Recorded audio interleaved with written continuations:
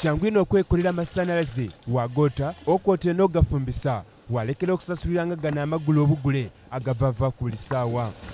Gano oyinza ogakola mu bintu ebiri waka omuli ebikaba, obusa, okwotera n'ebintu ebindi ebivunda. Era wano Jacob Noah Kazindula owundi ku bali mu migolozi eri Buyongo mu disitulikiti y'Ebinda n'ate alinda kide olwo ng'akooye okusasulanga bbiibiiryo edd'amasanalaze buli mwezi y'abaako ne kye yeekolera.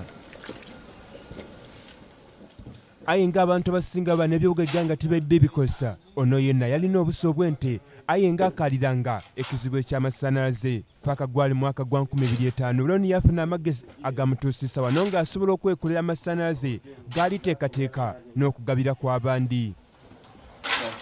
Pegano gakuweebwa mwino nalindi awo ng'abantu baida banambula ku wano baali babanaro obanambula ku bankobera ate eri abakola bayogasi nga bagaine bayagana lunaku lulala ng'obusa ndisomba ku tractor nga bungi so bankoba ati atulina abantu abakola biogas wida kwa contact aba biogas webeida nimbalaga obusa bwange bankoba ati obusa bwolina bukumala. Okola amasanalaze gano ebintu biba bingi ino by'osobola okolesa kubanga ebikaba ebivunda obusa obw'abantu n'ensolo n'ebintu ebindi waka wazira ng'ono ku faamu ye yakolesa busa bwa nte akageri wekyali nti bwe yalina obungi. Ajja okozesa obusa obw'ente otalowooza nti weetaaga loola enamba okubaako ne ky'onaakola ono atukoba nti weetaaga baafu 3 olwoni omuntu bw'asobola okwefunira amasanalaze. Nze olw'okuba obusa bw'abaawo nafubirira kukidduza wale wansi mu digester wekyayidula kyatandika okumpa gaasa aye okupima nti nataamu obusa bungi buti ekyo tyasobola kola ki kukipima endowooza omuntu oyo akatandikiriza bw'okola ka elif akakamotoka katonotono kitandika okola mpegano wano mu kugoyinga forward ntabula ebaafu 4 ed'obusa dakola kuba kiba mu sizes kino kiri 9 cubic millimeter.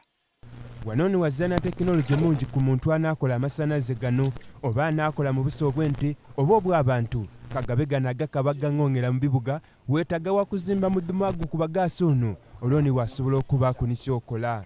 Eno kiri oti nsuwa era wano n'omunwa ogw'ensuwa aye omunwa ogw'ensuwa musibe gwaku mpegano mule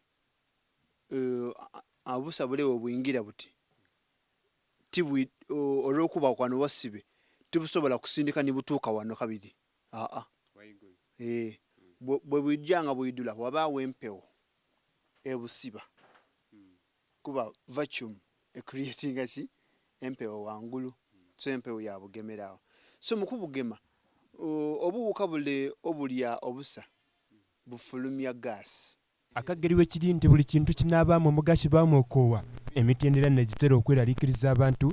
Jacob kyakuba nti wabaateremu ebbaafu 3 kitwala essaawa 2 donka olwo ng'amasanalaze atandika kugoota. 24 hours bwe mba nteremu obusa nga bwenkobe nti ka erifu akalamba 24 hours gaasa aba atandise mpegano bwentabula kabiri enkyo mba tijja kulekera kuba na gaasi kuba buli lunaku mutabulanga muku niwe emisi ng'ennaku 2 gaasi mba amulina.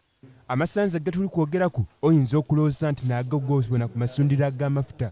Jacob kyakoba nti gano gabulaku ago nga gano niwe gaba gamaamayira ennumba n'okunaanya mumyo tigagema wazira kyali kubanga nti ali kunoonya magezi engeri y'ogaterekamu gatuukane n'omutindo gwago ng'omuntu asobola ogagula. Buli obuzibu bwolina ku gaasi nga bwali fuluma wale weerina mala okwongera vali ku busa ndikulowooza okwongera vali ku sirale aye gaasi ono ng'alizuula mule nina development idea nti ndowooza asobola okuterekebwa yaba mu kintu kyensobola n'okuguzaako omuntu nti muna gaasi wuuyo aye nk'alifuna bugezi bumpaakinga mu kintu ekyo ninsobola kuwa Mwesigwa nti mwami Mwesigwa gaasi wuuyo weena gulaku gy'okozeseeku gaasi oyo atawo kya munumba. Gwanoni aba amaze okukola amasanalaze era emirimu gye gakola ku faamu eno n'omuli okutambuza amaaddi agasimwa mu itaka okwakisa amataala okwotera n'okufumbira abakozi. Nkobye wetwogeire ku n'abandi ku b'omumaka muno bakubyenga wabulati nga bakuba nti okudda kw'amasanalaze guno kwabeerabiza eziika eddomosi eddala lituuse n'okubalwaza. Era bw'oba otaako oba bidandaali oba nga muloko niye muliikoba tikineetaaga kuvaawo okusoba musaawa namba nti mbu kubanga bidandaali bikalu bidakulwa kuya ojo okuidanga bidandaali byayereera byasesenkuka kale olina kuba nakumpi nakuchunga amaadi obutawaamu.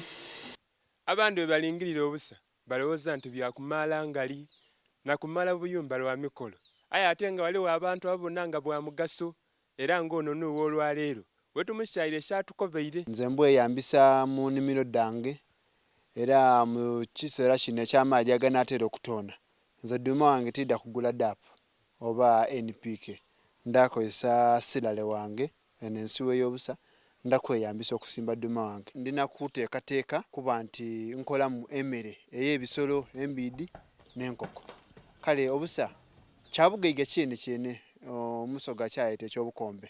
Buti nga wetumaze ag'olwaleero gano magezi ga bwereere eri ebitongole bya gavumenti amasomero amalwaliro okwotera n'ebitongole bya lukale ebyonoona ssente nga bisasulira gano amasannyalaze agatera okuvaavaako nti naakaire musobole okwekolera agaimwe. Ku lwakanomero kano embago n'enzawula ninze Mwesigwa Baba TV Amakonde.